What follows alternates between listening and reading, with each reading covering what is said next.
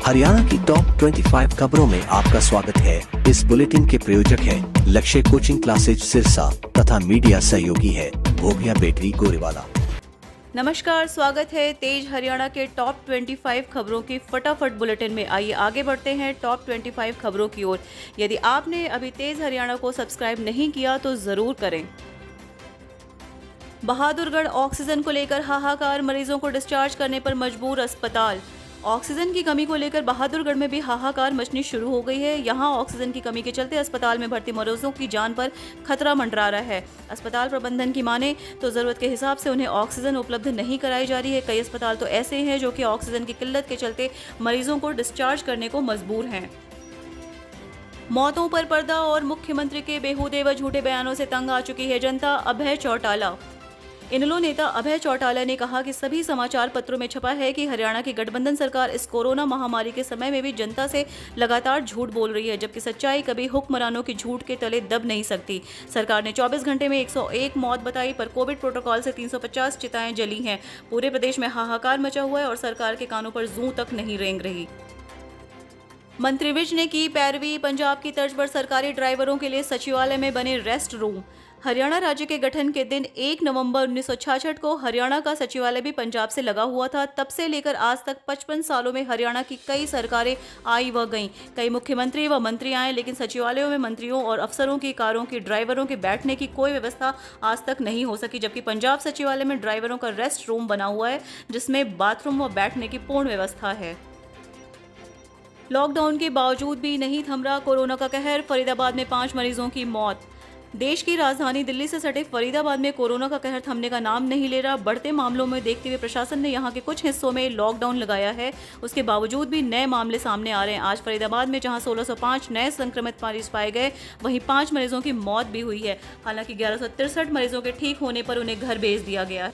Corona काल में अपराध रोकने के लिए सड़कों पर उतरे पुलिस। 4 डीसीपी 10 एसीपी संभाली कमान।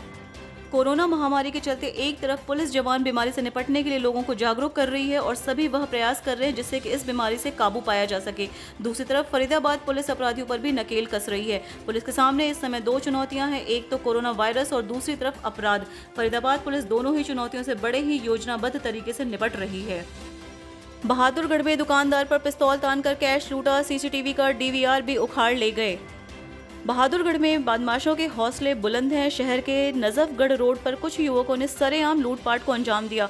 फॉर्च्यूनर गाड़ी में आए एक दुकानदार पर पिस्तौल दानी और 15,000 कैश लूट लिया।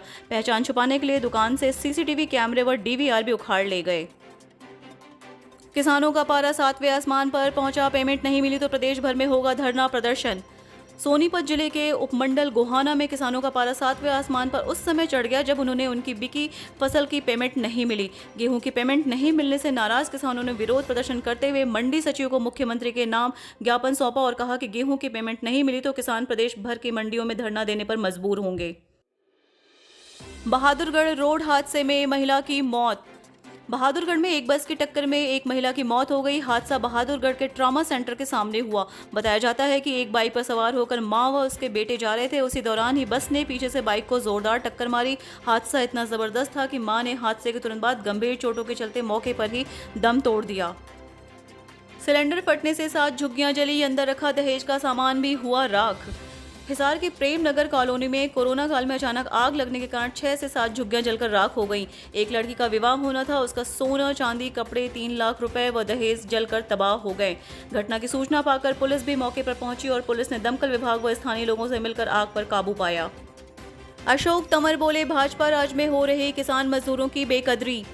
अपना भारत मोर्चा के संयोजक एवं पूर्व लोकसभा सांसद डॉक्टर अशोक तंवर ने कहा कि भाजपा शासन में आज किसानों और मजदूरों की बेकदरी हो रही है।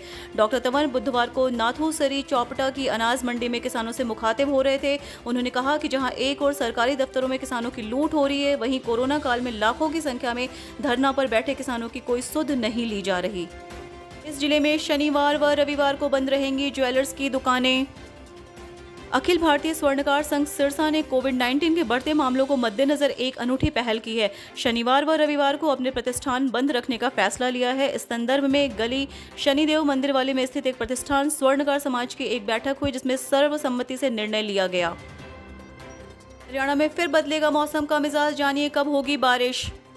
हरियाणा राज्य में पिछले 5 दिनों में हल्की गति से उत्तर पश्चिमी हवाएं चलने से दिन व रात्रि तापमान में लगातार बढ़ोतरी दर्ज हुई है तथा मौसम खुश्क रहा।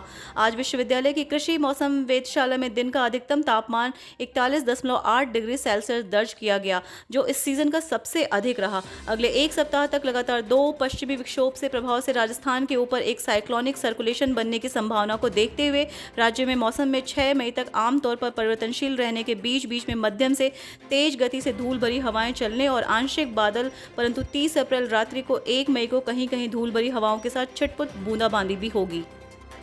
हाई कोर्ट का बड़ा फैसला, कोरोना संकट के चलते जारी रहेगी कैदियों की अंतरिम जमानत और पैरोल, छोटे अपराधों में नहीं होगी गिरफ्तारी। कोरोना के बढ़ते मामलों को मद्देनजर सुप्रीम कोर्ट के आदेशों पर पंजाब एवं हरियाणा हाई कोर्ट ने संज्ञान लेते हुए चंडीगढ़ प्रशासन के अलावा पंजाब और हरियाणा सरकारों को अंतरिम आदेश जारी किए हैं, जिन्हें जून तक लागू करने का आदेश दिया है। हरियाणा के लिए अपने आदेशों में चीफ जस्टिस रवि शंकर झा ने कहा कि राज्य में अदालतें नियमित रूप से प्रभावी ढंग से काम नहीं कर पा रही हैं। ऐसे में जब तक लॉ एंड ऑर्डर पर किसी प्रकार का कोई संकट न हो, तब तक छोटे अपराधों में आरोपियों को गिरफ्तार न किया जाए। कोरोना के चलते बैंकों में लागू होगी टोकन सिस्टम व्यवस्था। कोरोना की वजह से अब बैंकों में भी उपभोक्ताओं की भीड़ नहीं होने दी जाएगी। इसके लिए प्रशासन की ओर से जरूरी आदेश जारी किए गए हैं। डीसी अशोक शर्मा ने बताया कि कोविड प्रोटोकॉल के नियमों की पालन सुनिश्चित करने के लिए जिला बैंक प्रबंधक को आदेश जारी कर इसकी अनुपालना करने के निर्देश दिए हैं। निर्धारित मापदंडों के तहत बैंक के प्रवेश द्वार पर हेल्प डेस्क के साथ साथ बैंक के पर्याप्त स्टाफ नियुक्त करें। उपभोक्ताओं के लिए टोकन सिस्टम शुरू किया जाएगा ताकि किसी को परेशानी न हो। शादी समारोह में आयोजकों को देना होगा शपथ पत्र, वरना मैरिज पैलेस कैंसिल कर देगी बुकिंग। यदि आपको भी शादी समारोह या कोई भी आयोजन गार्डन या हॉल में करना है तो यह खबर आपके लिए ही है। आयोजन में कोविड-19 की गाइडलाइन का पालन करने का शपथ पत्र यदि आपने नहीं दिया तो फिर आपकी बुकिंग रद्द हो सकती है। अभी तक देखने में आता रहा है कि प्रशासन के बार बार चेतावनी देने के बावजूद भी मैरिज गार्डन सहित अन्य आयोजन स्थल पर गाइडलाइन का पालन नहीं हो रहा है। बहादुरगढ़ में कंटेनमेंट जोन में खुली मिली दुकानें, हो रही थी शादी, केस दर्ज करने के आदेश। बहादुरगढ़ जेएनए झज्जर जिलाधीश जितेंद्र कुमार और पुलिस अधीक्षक राजेश दुग्गल ने बुधवार को बहादुरगढ़ एरिया में बनाए गए सभी 6 कंटेनमेंट जोन का निरीक्षण किया और अधिकारियों को आवश्यक दिशा निर्देश दिए। जिलाधीश ने दौरे के दौरान शहर के रिहायशी सेक्टर 6 में कुछ दुकानें खुली मिली, जबकि ओमेक्स सिटी में क्लब हेवन में बिना अनुमति के कंटेनमेंट जोन में शादी समारोह आयोजित किया गया था। मारुति सुजुकी के सभी प्लांट 1 से 9 मई तक बंद रहेंगे। आखिरकार कोरोना संकट की मार ऑटोमोबाइल सेक्टर पर भी पड़ गई। 1 मई से 9 मई तक न केवल मारुति सुजुकी इंडिया लिमिटेड के गुरुग्राम व मानेसर प्लांट बंद रहेंगे, बल्कि संबंधित 400 से अधिक सप्लायर इकाइयां भी बंद रहेंगी। यही नहीं, सुजुकी मोटर कॉर्पोरेशन के गुजरात प्लांट भी बंद रहेगा। ऑक्सीजन संकट को देखते हुए मारुति सुजुकी प्रबंधन ने यह निर्णय लिया है।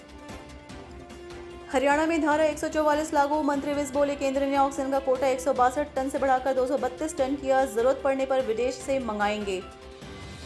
हरियाणा में कोरोना संक्रमण के मामले लगातार बढ़ते जा रहे हैं। प्रदेश सरकार ने राज्य में धारा 144 लागू कर दी है। गृह और स्वास्थ्य मंत्री अनिल विज ने सभी उपायुक्तों को धारा 144 का सख्ती से पालन करने के निर्देश दिए हैं।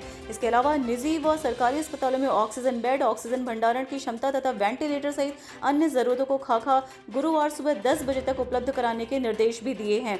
मंत्री विज ने बताया कि केंद्र सरकार ने हरियाणा का ऑक्सीजन का कोटा बढ़ा दिया है। अब 162 टन के बजाय 232 ऑक्सीजन मिलेगी। आवश्यकता अनुसार विदेश से भी ऑक्सीजन मंगवाई जाएगी।